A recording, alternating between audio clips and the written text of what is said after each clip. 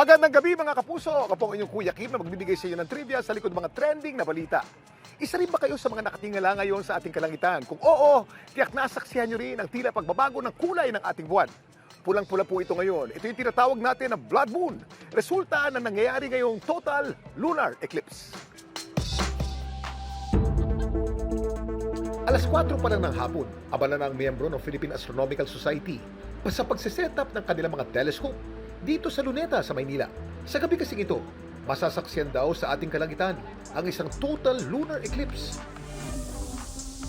So we have set up 3 telescopes and ang public po ay libre po silang makakasilip dito. So nandito po kami sa Rizal Park from 6 p.m. up to 10 p.m. Makikita po natin ang total lunar eclipse na matatakpan po ng shadow ng Earth ang ating buwan by 7 p.m. And then by 7:30, makikita po natin ang totality of the eclipse.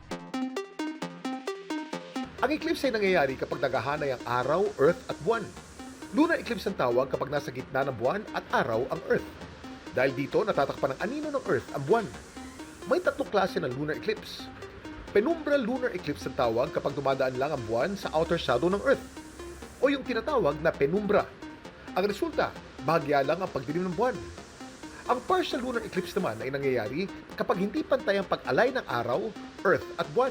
Kaya bahagi lang ng buwan ang natatakpan ng anino ng araw. Ang nasasaksiyan naman ngayong gabi ay ang tinatawag na total lunar eclipse. Nangyayari ito kapag buong buwan ay pumapasok sa pinakamadilim na anino ng Earth, o yung tinatawag na umbra.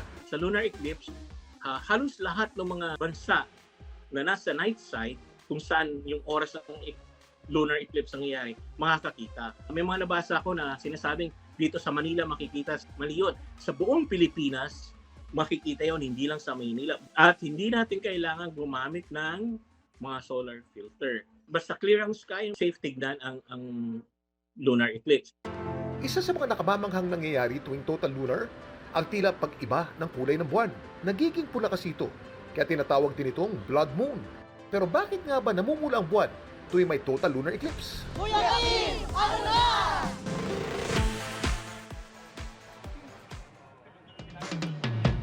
Mga kapuso, live na live tayo kayo dito sa Luneta kung saan nagsasagawa ang Philippine Astronomical Society ng public viewing ng total lunar eclipse. Meron sila rito mga telescope para mas makita natin ang malapitan ng blood moon. Ito po sila ngayon.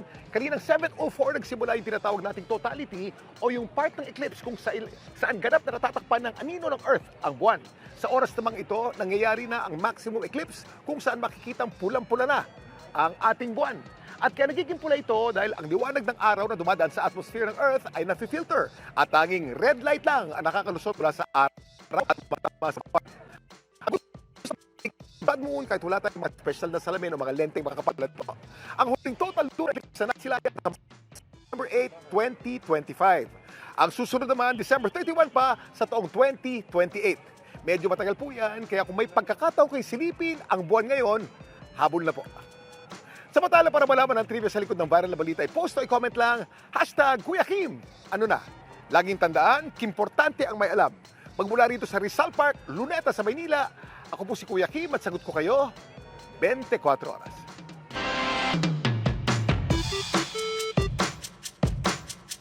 Magandang gabi mga kapuso. Ako po ang inyong Kuya Kim na magbibigay sa inyo ng trivia sa likod ng mga trending na balita. Walang kamalay-malay ang isang content creator mula Bohol. Ang pugita o octopus na kanyang dinampot at ginawa ng content, isa pala sa mga tinuturing na pinakamakamandag na nilalang sa dagat. Kumusta kaya siya?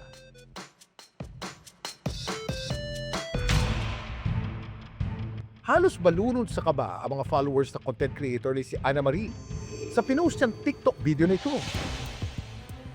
Kung saan finlex niya ang nakita niyang octopus o pugita na kulay brown ang katawan at napapalibutan ng asul na rings. Nung nasa dagat po kami, may mga pinupulot po kaming halamang dagat doon.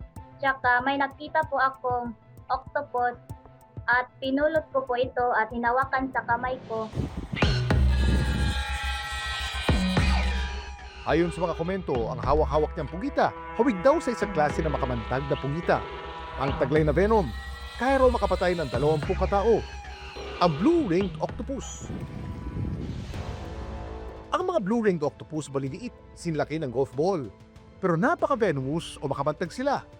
May taglay silang TTX o tetrodotoxin, ang parehong laso na matatagpuan sa mga pufferfish. 1 milligram lang daw nito, kaya na makaparalyze o makapatay ng tao. Napakatapang ng potency ng toxin ng species na ito. Pero docile lang mga ito. Ibig sabihin, hindi nila agad-agad ginagamit pang atake ang kanilang venom. Swerte raw si Ana Marie na hindi siya nasampulan ng tinampot niyang blue-ringed octopus. Gumapang lang po siya sa kamay ko tapos tumalon po. Pagkatapos niyang tumalon, lumayo na po siya sa dagat. Gayunpaman, huwag din daw makampante. Sakali mong makakita ng blue-ringed octopus sa dagat, huwag itong lalapitan o hawakan. Iwasan, huwag paglaruan. Kalimitan yung mga incidents nito is accidental. Pag nakukorner sila, pag natitreated, napoprovoke, doon lumalabas yung kanilang medyo bangis din. Ngayong malapit ng summer, ito raw ang isa pa sa mga lamang dagat na dapat iwasan kapag nakita sa beach. Kuya Kim! Ano na? Ang mga box jellyfish ay tinuturing na isa sa pinakamapanganib na hayop sa dagat. Ang sting ng mga tentacles o galamay nito na umabot ng 3 meters o higit pa, napakasakit. May hahambing din sa matinding paso o di kaya sa electric shock. Nagtataglay kasi ng mga libu-libong microscopic stingers o nematocysts na naglalabas ng lason kapag dumidikit sa ating balat. Kapag na-sting ng jellyfish, buhusan agad ang apektadong bahagi ng katawan ng suka bilang paunang lunas. Huwag itong kukuskusin at humingi agad ng tulong medikal. Samantala, para malaman ang trivia sa likod ng viral na balita, i-post o i-comment lang, #Kuya Kim. Ano na? Laging tandaan, kimportante ang may alam. Ako po si Kuya Kim at sagot ko kayo 24 oras.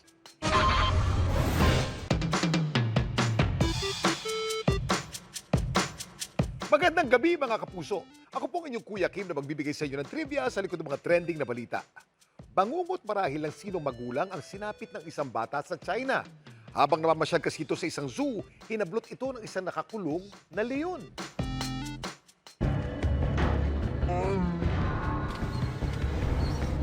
Kapag sinabing lion-hearted o may pusong leon ng isang tao, ibig sabihin, matapang o mapanghas ito. Kaya na lang ng batang babaeng ito, malakas loob na lumapit sa isang lion enclosure sa isang zoo sa Guangdong, China. Yun nga lang, sa sobrang lapit nito, bigla siyang sinunggaban ng isa sa mga leon. Ang leon pilit na hinablot ang pantalon ng bata, habang ang bata walang nagawa kundi ang umiyak. Ang zookeeper nahirapang iligtas ang bata. Mabuti na lang bumitaw sa pagkakapit ng leon at tuluyang nakaligtas ang biktima. Nagtamo din ito ng galo sa binti.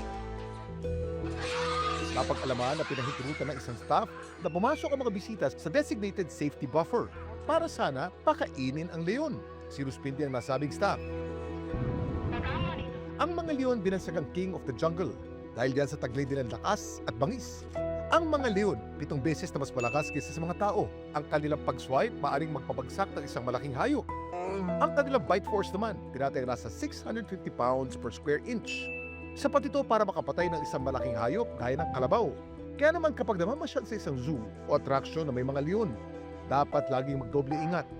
We have to keep our distance sa kanilang mga kulungan. May mga designated walkway areas kung saan doon lang talaga tayo dapat. Huwag din nating bigyan o hagisan ng pagkain, no? This may trigger or agitate the animals to be unruly. Also, we have to supervise our children, no? We have to secure our things kasi this might trigger dun sa color at makuha yung kanilang attention.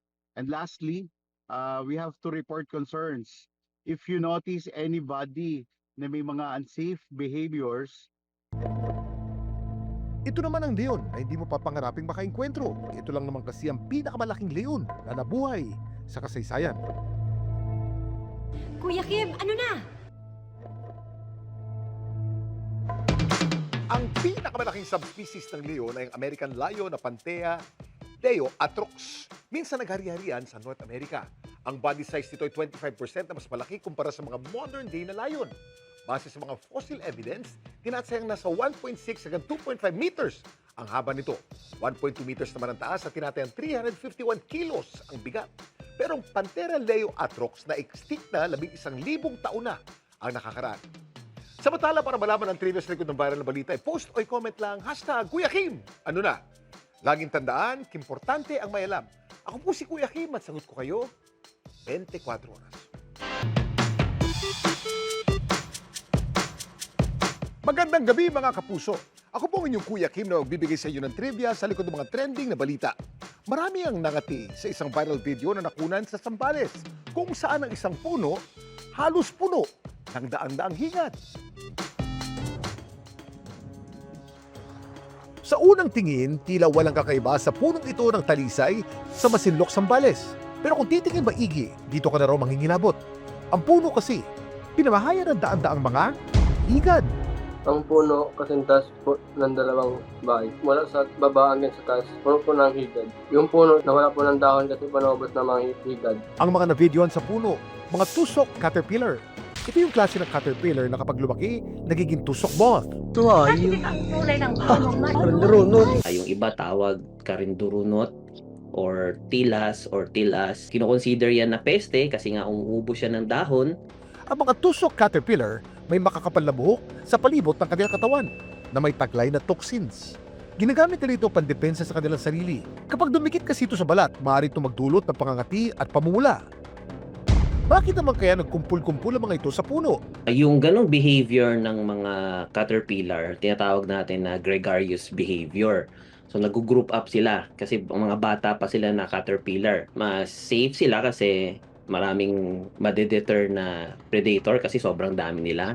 So mag-iiwasan sila. And kung meron silang napiling host, yung gusto nilang kainin, mas mabilis nilang mauubos. Bayan ng eksperto, kung ganun karami ang higad na makainkwentro, mas mainam na iwasan ito. Yung mga buhok nila, pwedeng liparin yun ng hangin mapunta sa balat natin. Yung iba sinusunog, yung iba inesprayan ng pesticide. Bagay daw na ginawa ni na Amor. Sinunog po namin para po mawala yung higad. Sa ngayon po sir, wala na po mga higad yung mga puno. Pero kung sakali bang aksidente kang madikitan o makagat ang higad, ano ba ang dapat gawin? Kuya Kim, ano na? Kung sakali mang mangati, mamula o magpantal-pantal ang inyong balat matapos madikitan ng higad, huwag itong kakamutin kahit na gaano ito kakati. Kapag kinamot kasi ito, maaaring kumalat ang buhok ng higad at lalalang iritasyon. Kung maaari, dahan-dahang tanggalin ang buhok ng higad sa balat. Hugasan agad ang balat ng malinis na tubig at sabon at mag-apply ng cold compress sa apektadong bahagi sa loob ng 10 hanggang 15 minutes. Kapag makati pa rin, pwedeng gumamit ng calamine lotion. Pero kung matindi pa rin ang pamamaga at nahihilo at nahihirapang huminga ang pasyente, mas mainam na ipatingin to sa doktor. Samantala, para malaman ng trivia sa likod ng viral na balita, post o comment lang, #Kuya Kim, ano na? Laging tandaan, importante ang may alam. Ako po si Kuya Kim at sagot ko kayo 24 oras. Abot langit ang pangamba ng mga rescuers sa Amerika na aksidenteng sumabit sa isang cell tower ang isang hot air balloon na may sakay na 2 tao. Ligtas kaya silang naibaba? Kuya Kim, ano na?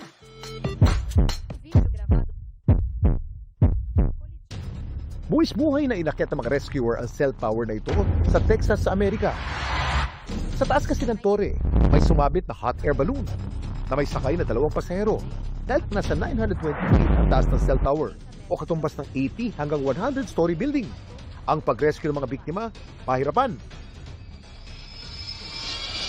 Para ligtas na maituwid ang mga biktima mula sa balloon papunta sa tore, gumamit ang mga rescuer ng tali at harness hanggang sa ligtas nilang nababa ang 2. Ang kanilang high-angle rescue, success!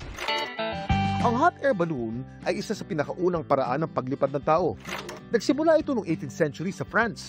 Eksperimento ng magkapatid na Joseph Michel at Jacques-Étienne Montgolfier.